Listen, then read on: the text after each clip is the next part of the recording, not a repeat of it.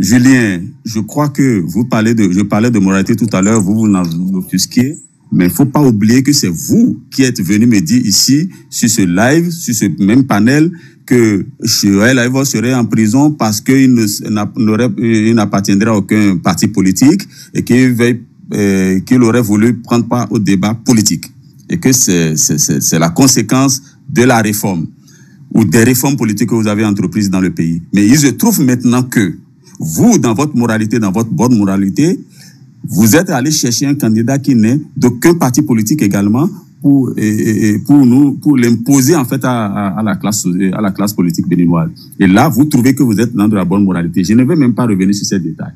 Je reviens maintenant pour vous répondre parce que c'est une manipulation de l'administration. Je vais vous répondre. S'il vous plaît, laissez-moi évoluer. Mais écoutez, vous prenez... Je vais répondre après, Jules. Pour vous répondre... Tu peux prendre la parole quelques minutes et puis dire tes mots de fin pour aujourd'hui.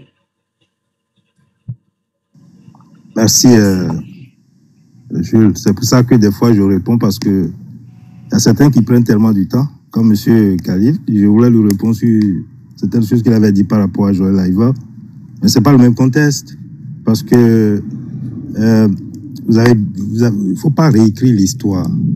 C'est ça aussi un peu notre problème. Il ne faut pas réécrire l'histoire. L'histoire qui est écrite là, c'est une histoire qui est très simple, qui n'est pas du tout comparable à ce qu'on a vu dans le passé. Donc, vous n'êtes pas sans savoir que, bon, la personne a été portée par les deux grands partis politiques qui ont des élus qui donnent du parrainage. C'était ça la logique, hein. Donc, c'est pas la même chose. Donc, il n'y a pas de comparaison morale ou... Non, c'est des partis politiques qui sont engagés en politique. Expliquez-nous clairement la différence. Alors, la différence, je l'ai déjà expliqué plusieurs fois, c'est ou bien nous acceptons d'être en démocratie libérale, système partisan, et nous acceptons de faire partie des organisations structurées qui font de la politique. Parce que le système partisan, il y a c'est toute une méthodologie. Le financement politique, l'organisation des partis politiques, l'organisation des élections. Oui, il y a des problèmes. Normalement. Et jusqu'à preuve du contraire, les gens disent que les institutions sont monocolores, par exemple. Je ne sais pas si, par exemple, dans les autres nations, quand on nomme, par exemple, un directeur des élections... Non, pardon, évitons les diversions, recentrons le débat. Quelle est la différence entre Joël Aïvo et celui-ci? Non, je ne faut pas diverser. Formellement, nous sommes dans un cadre. Ça respecte un cadre, une logique. Quel cadre? Une logique. Mais la démocratie, ce n'est pas l'anarchie. C'est cadré. Il y a des lois qui sont respectées. Il y a des gens qui ont dit, ben, écoute, tu fais un bon job, c'est toi notre leader. C'est des députés qui donnent le parrainage, donc c'est des partis politiques. Il faut accepter que, en fait, la politique se fait à l'intérieur des partis politiques. C'est un système. Madouko n'avait pas été porté par un parti politique? Il a été porté officiellement quand? Je ne sais pas, moi. Tu comprends? Je ne sais pas. Moi, je te parle d'aujourd'hui. Et tu m'as fait la comparaison avec Aïvo. Et je te donne mon argument pour te montrer que ce n'est pas le même contexte. Et normalement, ce que tu dois garder, c'est le volet parti politique. Est-ce que tu es dans un parti politique? Ok, oui, monsieur Julien, on va arrêter ce débat-là, on ne va pas finir là, parce que ce débat n'a aucun sens, d'accord? Les arguments qui sont avancés pour défendre tous ces crimes-là ne sont inscrits nulle part, d'accord? Donc, ne sont inscrits nulle part. C'est que des sentiments. C'est parce que, oui.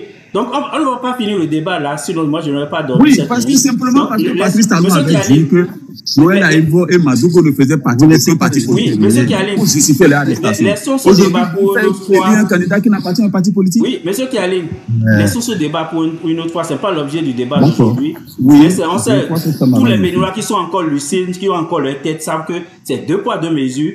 Il y a des gens qui ne veulent pas l'émergence de leaders politiques dans certaines communautés du Bénin. Et pour ça, Ils sont capables d'aller attraper tous les leaders qui essaient d'émerger dans les autres communautés du Bénin. Ils vont les attraper, les mettre en prison. Il n'y a pas de débat autour. Moi, je l'ai dit partout. Les crimes contre Joël Aïvo et puis Ruki Amadougou, c'est des crimes purement ethniques. C'est la volonté de Patrice Talon d'empêcher l'émergence d'autres leaders politiques dans le pays. C'est ça qu'il a fait. Il n'y a nulle part. Personne ne peut me convaincre du contraire. Mais ce n'est pas le débat d'aujourd'hui. Tu peux aller, Julien, tu peux conclure. Revenons au sujet du jour. Exactement, c'est pas le débat d'aujourd'hui, c'est pas le même contexte. Et très sérieusement sur la pertinence ou non de l'endettement du Bénin, et je voudrais répondre à vous et ceux qui tentent de soutenir que la dette est nécessaire au développement, que la dette peut être nécessaire pour soutenir le développement à condition qu'elle repose sur des choix d'investissement pertinents. Je le répète, des choix d'investissement pertinents et qui sont porteurs d'un plan de développement durable. Malheureusement, dans ce que nous avons connu ces 10 dernières années, Wadani et son mentor nous ont endettés uniquement pour des routes et infrastructures non productifs. Je dis bien non productifs. Et encore quoi, à des coûts faramineux qui battent tous les records du monde. Ça, je vous avais prouvé ça ici. Nous sommes donc en situation de mauvaise dette qui n'augmente même pas les revenus futurs du pays. Et qui peut nuire à la croissance économique à long terme. En augmentant, comme nous sommes en train de le voir déjà, la charge de la dette. Déjà que le service de la dette est passé de 44 milliards, je venais de le rappeler, par an, en 2015, à 650 milliards en 2024. Nous avons produit quoi dans le pays? Alors, ça aurait été une bonne dette si le choix de développement avait consisté, c'est-à-dire si votre modèle de développement avait consisté à diversifier les investissements dans les secteurs stratégiques tels que l'industrie, pour donner des emplois stables, l'éducation, pour former la ressource humaine ou offrir de la main-d'œuvre qualifiée sur le marché de production, la santé pour le bien-être des populations, l'agriculture pour assurer notre autosuffisance alimentaire et assurer aussi la disponibilité des matières premières agricoles au lieu de l'arracher aux paysans par la force, puis l'énergie comme source de production. C'est sans oublier aussi la sécurité et la justice pour leur rôle dans l'équilibre social. Alors, je vais vous demander ceci. Dans ces secteurs que je viens d'énumérer là, quel est votre niveau d'investissement aujourd'hui par rapport au niveau d'endettement du pays? C'est-à-dire que la masse de dettes que vous avez contractées là, à quoi ça a servi dans les différents secteurs que je vous ai énumérés tout à l'heure? Alors, si votre dette avait eu le mérite de générer des bénéfices à long terme pour l'ensemble de la société, d'accord, la qualité de vie de Bénin aurait changé. Et vous allez même continuer par développer ce pays. Mais ici, le cas où, c'est seulement le cas, moi je pense même que c'est seulement dans ce cas que l'endettement est nécessaire. Mais dans ce qui est le nôtre, la réalité qui est la nôtre aujourd'hui, si nous revenons au contexte socio-économique qui est le nôtre, à tort ou à raison, je vous ai dit, notre pays, le Bénin, est déjà répertorié dans les registres de ces mêmes créanciers multilatéraux, à savoir le FMI et la Banque mondiale en tête. Notre pays est déjà répertorié dans leur registre comme étant un pays pauvre très endetté. Malgré que nous autres, panafricanistes, n'admettons pas que l'on fasse porter à nos pays l'étiquette avilissante de pays pauvres très endettés. Nos pays sont si riches même qu'aujourd'hui, on voit déjà que quelques-uns se sont réunis comment on dit, en AES là, vous avez déjà vu, ça sonne déjà mal en France là-bas. Vous voyez? Donc, il me plaît pour la circonstance de l'analyse du débat dans lequel nous sommes, de concéder de leur concéder cet attribut vexatoire des pays pauvres très endettés que nous serions. Pour ensuite questionner votre logique. Si quelqu'un de pauvre, quelqu'un est déjà de pauvre et de surcroît très endetté est encore éligible à une dette, est-ce que quand on est pauvre et on est très endetté, on est encore éligible à s'endetter? Pour rendre ma question plus simple, quand on est déjà pauvre, c'est-à-dire quand on n'a rien, et que, en plus d'être pauvre, on est très endetté, est-on encore crédible pour contracter de nouvelles dettes? C'est la question que je me pose. Vous savez, c'est ce qui a fait que Mathieu Kérékou, durant tout son règne, n'a pas voulu s'endetter. Et qu'on a envoyé tous ça veut dire que c'est bizarre. Et tout se repose sur un problème d'intellectualisme aveugle, quoi. C'est ça votre problème, ou notre problème, de l'élite africaine. colporter, appliquer sciemment ou inconsciemment des théories vicieuses et butées qui nous enlisent chaque fois dans la pauvreté. Nous ne sommes jamais sortis des dettes. Aucun pays n'est sorti de la pauvreté avec des dettes. Les pays sont sortis de la pauvreté en développant des secteurs de production. Quelqu'un n'a pas eu besoin de s'endetter pour construire tant d'usines, c'est-à-dire, et amorcer quand même le développement du pays. Sauf que des intellectuels mal éclairés, des intellectuels mal intentionnés sont rentrés dans le système et ont tout cassé. Et ceux qui en profitent aujourd'hui, les usines dont Talon se prévaut aujourd'hui pour être des milliardaires ont été construites sans des dettes, sous Mathieu Kérékou, sans des dettes. Aujourd'hui, c'est lui qui a pris ces usines-là. Et ça n'empêche qu'il est devenu milliardaire. Quand son autre papa lui a remis ça, ou le pépé chat lui a remis ça à la souris, voilà ce qu'il est devenu aujourd'hui. Vous voyez? Donc, si vous ne parlez que des questions vous avez parlé de la dynamique dans laquelle vous allez écouter, arrêtez ce discours, arrêtez cette rhétorique-là. Pour rappel aux amnésiques et aux bébés de l'histoire récente de notre pays, je vous ai dit, Mathieu Kérékou, je viens de vous le dire, qu'il a généré et nourri un tissu industriel florissant. Et que les requins et les vautours qui se sont invités dans la gouvernance là ont fait sombrer. Et ont mis l'économie à rude épreuve par les institutions de Bretton Woods, pour avoir refusé de signer des accords d'endettement, bien sûr, sous la domination de PASS. Est-ce que vous savez ce qu'on avait appelé dans le temps là pour le programme d'ajustement structurel? Pour la petite parenthèse, les programmes d'ajustement présentés comme des solutions ont été un outil d'appauvrissement progressif de l'Afrique. Parce qu'au départ, nous n'avons même pas de PASS, nous ne connaissons rien. Et à chaque ajustement, si bien que quand ils sont revenus avec les ajustements structurels, à chaque ajustement, on s'en sort plus pauvre qu'on ne l'était avant d'y entrer. Et c'est ça qui continue.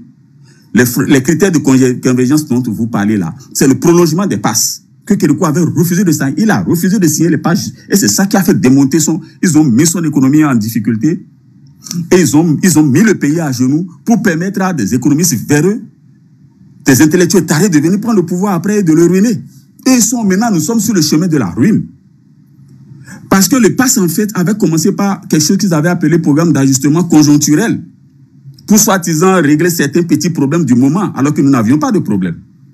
Et qui vous souvient la fameuse conjoncture des années 80, c'est de ça que je m'appelle, qu'on parlait de conjoncture. Très rapidement, le programme d'ajustement conjoncturel a échoué, et la conjoncture prévue pour être de courte durée s'est étendue pour devenir un problème structurel maintenant. D'où le PASS. Programme d'ajustement structurel qui a connu phase 1, phase 2 et phase 3. Que Kérékou a refusé totalement de signer. Alors, tous les pays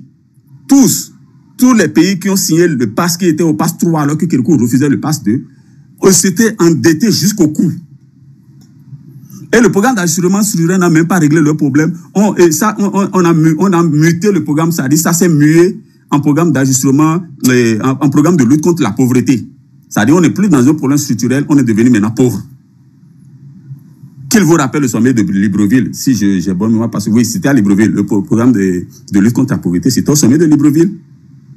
Et puis après, nos démons n'ont toujours pas été exaucés. La pauvreté est devenue aujourd'hui un modèle de vie normal sous les tropiques, si bien qu'aujourd'hui, là, on ne nous parle même plus de pauvreté, mais plutôt de misère qui ne cesse de gagner actuellement le terrain. Donc aujourd'hui, l'Afrique est dans un contexte de problème de lutte ou de la réduction de la misère. Alors, en quoi est-ce que vous dites que le monde est dynamique, mais les autres sont en train de grandir, vous faites encore de plus en plus pauvres? Tout ça pour dire que vos solutions ne viendront jamais des institutions de Bretton Woods, qui vous encouragent à vous endetter. Les 650 milliards que vous leur versez aujourd'hui, là, 650 milliards dans ce Bénin-là, vous ne voyez pas ce que ça peut faire? Alors que nous ne sommes même pas arrivés, nous avons encore des terres à perte de vue qui n'ont même pas été touchées, c'est pas défrichées pour offrir à manger aux Béninois. Et vous versez 650 milliards chaque année. Vous êtes content de venir soutenir ça? Si le Canada dans lequel vous êtes là-bas avait été construit de cette façon-là, vous allez être dedans? Tu sais, vous allez vous sentir aujourd'hui dedans? Mais endetté aussi pareil, mon frère. Alors, vous savez, cet ancien ministre qu'on appelle Bertin Bonnard, Bertin Bona Babliba, cet ancien ministre des Finances de Kérékou, avait fait une prière lors de la conférence nationale. Il dit, notre Père qui est aux cieux, délivre-nous de la Banque mondiale et du FMI. Il en sait quelque chose. Pour ceux qui connaissent Bertin Bona, il en sait quelque chose. Mais je trouve malheureusement que 30 ans après cette prière-là, nous sommes toujours dans les démons de la dette. Aujourd'hui, c'est les démons de la dette qui nous enchaînent. Et vous, je vais vous dire, pour finir, je ne vais pas monopoliser la parole parce que je suis en train de finir. Pour finir, vous qui venez soutenir la question de la dette et l'état dans lequel se trouve le pays aujourd'hui là, je vous jure, pas cette nuit que Dieu m'entende. Chacun de vous qui allez soutenir ça, que Dieu fasse de vos vies, que Dieu gère vos vies, comme Patrice Talon et sa suite ont géré la vie des Béninois. Dites-moi Amen si vous êtes honnête. Et il sera ainsi. Vous le dites ou vous ne le dites pas, ça va vous rattraper. Oh, ok. Merci beaucoup, M. Kiali. Moi, je pense que si Talon quitte le pouvoir, quand on dit Talon, il quitte le pouvoir en 2026, si le système change, le Bénin va tomber en faillite dans les 6 mois qui vont suivre son départ. Tout simplement pourquoi? Parce que si le prochain gouvernement refuse d'emprunter pour rembourser les anciennes dettes, c'est que ce gouvernement-là sera dans l'incapacité d'honorer les engagements du gouvernement Talon. Parce que eux, ils ont fonctionné, on va emprunter pour payer les anciennes dettes. Mais si le prochain gouvernement, dans sa politique, dit, OK, je veux créer de la richesse pour pouvoir rembourser mes dettes. Mais ça ne se fait pas en un mois, en un an ou bien en 2 ans. Donc, oui, 6 mois ne suffiront pas. Ils vont passer 5 ans sans pouvoir le faire. Même 10 ans, même après 10 ans, là, ils ne seront même pas capables de commencer à rembourser les dettes sur fonds propres ou bien sûr les revenus que les activités à l'intérieur du pays auraient générés. Donc, c'est là le vrai problème. Il ne suffit pas d'emprunter. Si le système change, le prochain gouvernement ne peut ne pas s'inscrire dans la même logique d'emprunter pour rembourser les dettes. Aller prendre l'eurobond pour rembourser les emprunts obligataires et puis on fait le contraire après 6 mois après et on est dans ce cercle vicieux là. Donc le Bénin est mal pris. On va être bientôt la Grèce de l'Afrique.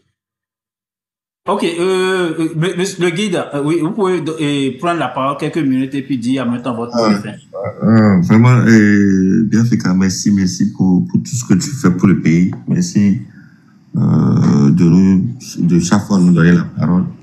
Moi, je profite pour chuter. Hein. Je ne vais pas chuter sur la base du sujet d'aujourd'hui.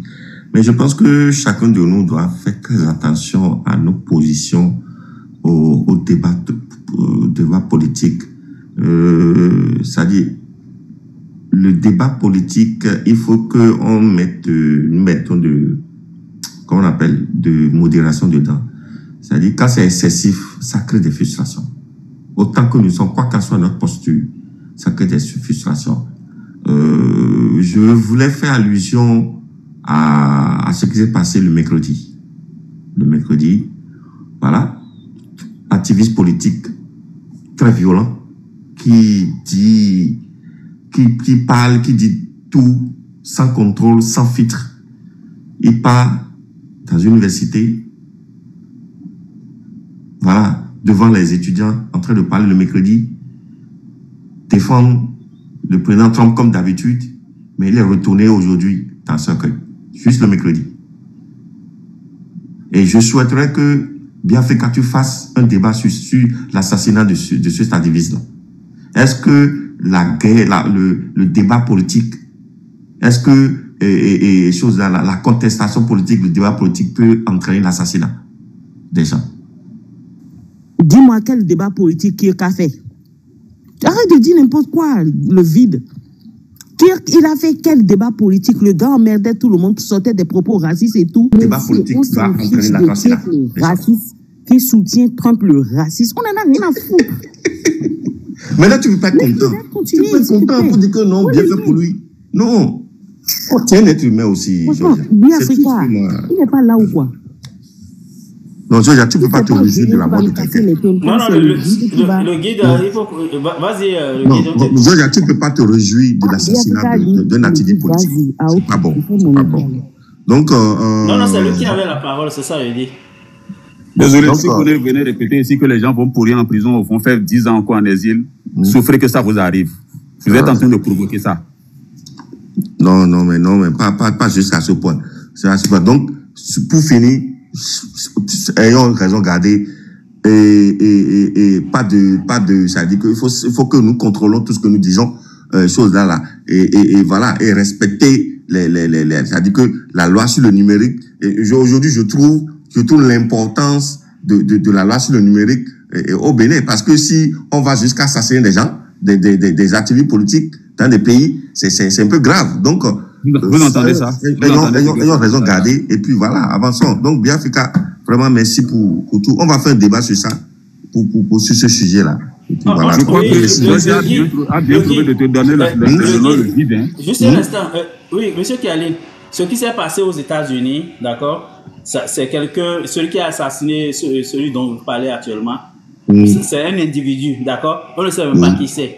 Mais on a pire au Bénin. Quand l'État assassine des gens, l'État est en train d'assassiner les gens, ça ne vous pose aucun problème. Mais quand quelqu'un a pris la drogue pour aller assassiner un activiste, ça c'est un cas isolé. Mais quand l'État a pour politique d'assassiner les gens qui ne partagent pas les mêmes points de vue que ça ne vous pose aucun problème. Donc moi, tu veux que moi je fasse un débat sur... Je ne sais même pas qui l'a assassiné, quel débat je veux faire. Mais au Bénin, on sait qui a tiré sur les gens. On sait qui a donné l'ordre. Donc on connaît tout ça là. Et ça ne pose problème à personne. C'est pourquoi moi, personnellement, je suis contre l'idée d'une assise nationale. Parce qu'on ne peut pas s'asseoir avec les gens qui ont tué des Béninois pour parler du Bénin. Quand quelqu'un décide de tuer volontairement des êtres humains, on va l'arrêter, on le met à la disposition de la justice, on le condamne. S'il y a la peine de mort, on l'exécute. S'il n'y a pas la peine de mort, on va le condamner à vie. Il n'y a aucune assise nationale à faire avec les gens qui ont tué volontairement des Béninois. C'est ma position. Donc ceux qui prônent les assises nationales, là, moi je ne suis pas du tout d'accord. Avec qui vous voulez faire les assises nationales? Avec les gens qui ont tué des Béninois là? Ok, Julien. Donc le sujet d'aujourd'hui, je pense que j'ai dit ce que j'ai dit par rapport à la démission, où il y a un moment donné, c'est sûr que le ministre aura le besoin d'aller sur le terrain. Et quand on aura aussi un candidat de l'autre côté, ce serait bon. Et là, oui, les choses peuvent commencer. Ce sera peut-être le temps. Parce qu'il y a un travail qui est en train d'être fait. Le porte-parole du gouvernement l'a dit. Et l'autre chose, c'est que faut pas être alarmiste et voir du danger partout. Parce que le Bénin n'est pas ça. Et on va pas revenir dans le passé non plus. Hein. On a vu les résultats de Kérékou, où est-ce que ça nous a amené. Peu importe si c'est l'équipe qui l'entoure qui a fait de la cabédie après avec ce qu'il a pu faire. Mais ce qui est certain, nous avons besoin des ressources pour investir dans le pays, pour tracer le pays, pour construire le pays, pour construire des usines. Parce que la production, même quand on veut le faire, il faut de l'argent d'abord. On n'a pas de pétrole, on n'a pas d'or. Donc, il faut restructurer la société, les entreprises, et libérer l'État surtout. Parce que si on peut comparer avec la France, ce qui se passe aujourd'hui en France, c'est ça aussi. C'est parce qu'on ne veut pas passer à une autre étape technologique et réduire vraiment les dépenses de l'État comme il faut. Parce qu'aujourd'hui, tout se fait en ligne. Tout se fait en ligne. Donc, il n'est plus question d'avoir des milliers de fonctionnaires, par exemple. Ça, c'est des choses concrètes que les États doivent faire. Et tout le monde est en train de faire ça. Il faut réduire les dépenses inutiles dans les organisations, dans les administrations publiques. Et c'est ce qui est en train d'être fait. Il faut restructurer la société, que chaque individu puisse contribuer à sa hauteur à la société pour pouvoir construire notre souveraineté. C'est ce qui est en train d'être fait. Et je pense que si on continue comme ça, d'ici 10 ans, le Bénin ne sera pas vu. Le Bénin sera vu comme vraiment un grand pays. Parce qu'aujourd'hui, il y a un gars de la Guinée équatoriale qui a parlé, même ici au Canada, peut-être que Biafrika peut faire peut-être un reportage auprès des communautés africaines à Montréal ou n'importe où au Canada. Il va voir ce que disent les autres communautés par rapport à notre pays. Et on le voit aussi sur les réseaux sociaux. On voit des influenceurs d'autres pays qui parlent de nous. Ce n'est pas nécessairement des gens qui ont été payés. Et vous-même, vous le savez très bien. Puisque vous-même, vous êtes sur les réseaux, vous savez très bien que ce n'est pas facile que les gens vous financent. Les financements qu'on trouve, c'est les cadeaux qu'on donne par-ci, par-là, que nous-mêmes on se fait entre nous. Tout le monde sait. Qui a l'argent pour payer qui, pour faire quoi? Pour faire quoi? Qu'est-ce que quelqu'un peut pas faire? Nous tous, on le sait. Donc, faut pas penser, il faut pas rêver. Il faut pas rêver, il y a des réalités, quoi. que nous maîtrisons, et vous maîtrisez aussi, parce que vous êtes aussi acteurs. Donc, moi, je pense que chacun doit choisir. Où on choisit le développement, la continuité dans le développement concret, parce que ça, on le voit, hein, on n'a pas vu ça dans le passé. Même si on parle de Kérékou, de Soglo, oui, Soglo a fait un travail, il est parti après. Mais Soglo n'a pas fonctionné comme Kérékou. Et c'est la même chose, c'est la même dynamique de Soglo que nous sommes en train de revoir, mais plus performant avec l'époque d'aujourd'hui. Parce qu'aujourd'hui, pour emprunter sur le marché, si tu n'as pas un bon dossier, on ne va pas t'emprunter. Hein. Si tu n'es pas compétent dans ton offre, là, dans ta restructuration de ta société, personne ne va te regarder. Hein. Ça, c'est clair, hein, c'est de la compétence pure. T'as beau, on a vu des délégations faire le tour du monde, dans une époque pas très lointaine, où en réalité, c'est que des dons, des trucs comme ça. Mais quand tu fais des dons, tu perds ta souveraineté. Donc, aujourd'hui, je ne vois pas où vous allez trouver l'argent pour répondre aux besoins des Béninois, réellement. Et je vais finir par dire quelque chose. Vous allez me permettre de dire ça pour finir. Moi, tout le monde, il y a quelqu'un qui est contre tout le monde dans le pays, sauf contre l'AES. Là, ça mérite vraiment une belle réflexion. Madame Georgia, merci. Ok, merci beaucoup. Ok, donc Georgia, tu peux reprendre la parole pour 1 ou 2 minutes et puis je vais mettre fin au live. Je pense que j'avais essayé de donner la parole à M. Sauvegarde, il n'était pas là, je pense qu'il s'est endormi déjà. Oui, M. Sauvegarde, donc il a dit toutes ces bêtises-là et moi j'ai 1 minute, je vais confisquer le live ici. En fait, mais non, si je pouvais même te passer totalement le live, moi je peux aller dormir. Je ne sais pas comment ça, si c'est possible. On va se rentrer dedans. Je te le dis là, il ne faut pas partir bien fait. Non, c'est parce que je pense que toutes les 2 heures, TikTok m'envoie une notification pour dire inactivité, les trucs comme ça. Sinon, il faut que je le fasse moi-même pour montrer que le live continue. Si on pourrait laisser le live à un autre modérateur, aller faire d'autres choses et revenir. Dommage. Oui, c'est vrai, monsieur Biafek, il n'y a pas de problème. En fait, je le dis et je le répète, nous combattons un système et les collabos de ce système, des gens qui font semblant d'être des opposants qui ont un pied ici, un pied là-bas. Et c'est pour ça que je dis toujours, et monsieur Biafek a mis témoin ici, je dis à chaque fois quand je parle même des LD, qui sont un choix même de Patrice Talon, c'est un peu comme quelqu'un qui veut jouer un match et choisir son adversaire.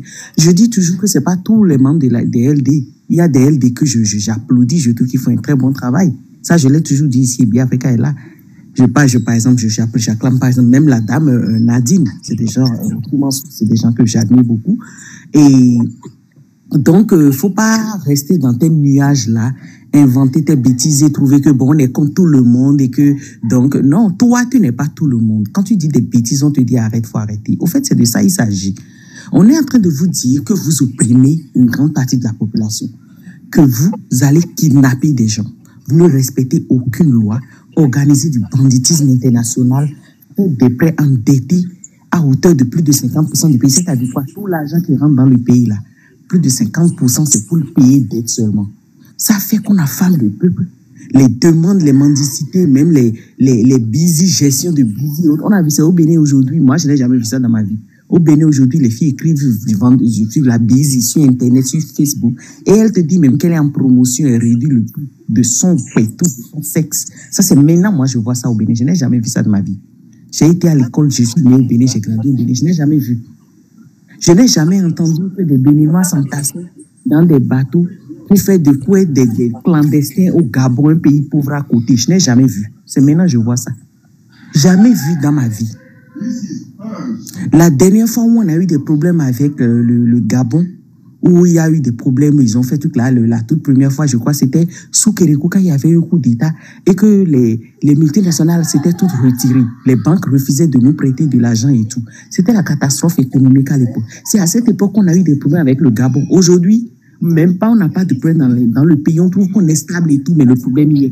Parce qu'on n'arrête pas de se déverser sur les pays des autres.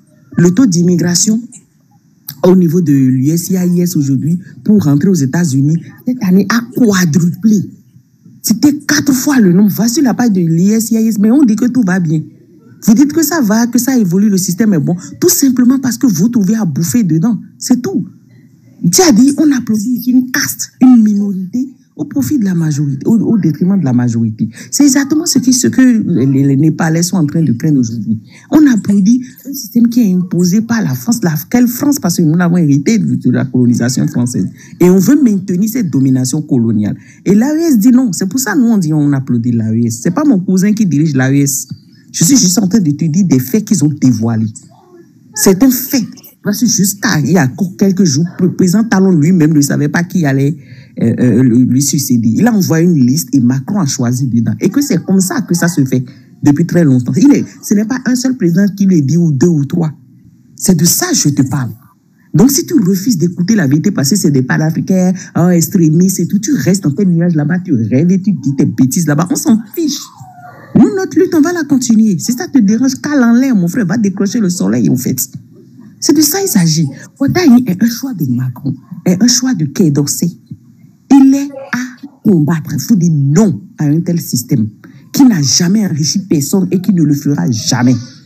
Les prêts n'ont jamais enrichi personne. Je te parle en tant que la fille d'un banquier. Depuis de 32 ans, mon père fait des prêts toute sa vie. Il a toujours dit prêt n'a jamais enrichi personne et c'est même à éviter. Donc, arrête un peu de venir là, nous. Je n'ai pas ces détails des chiffres en tête, je n'ai pas ces détails économiques qui Alina fait peut-être son domaine. Moi, je suis du domaine biologique, mais je t'assure, dans le domaine biologique, encore rien ne va. Quand moi, je dénonçais un peu l'empoisonnement des sols des pays des Antilles, d'accord, du Képone, d'accord, et qu'on vienne me dire que le Képone a été déversé dans 2 pays en Afrique, l'empoisonnement, je te dis 0,1%. de Képone trouvé dans une rivière aux États-Unis. On a bloqué des kilomètres toute la rivière. Personne ne va prendre une seule goutte d'eau dans cette rivière. De Képone, mais les mêmes gens-là, la France prend ces Képone-là, va verser ça au Bénin et au Mali. Je t'assure, c'était en 2019.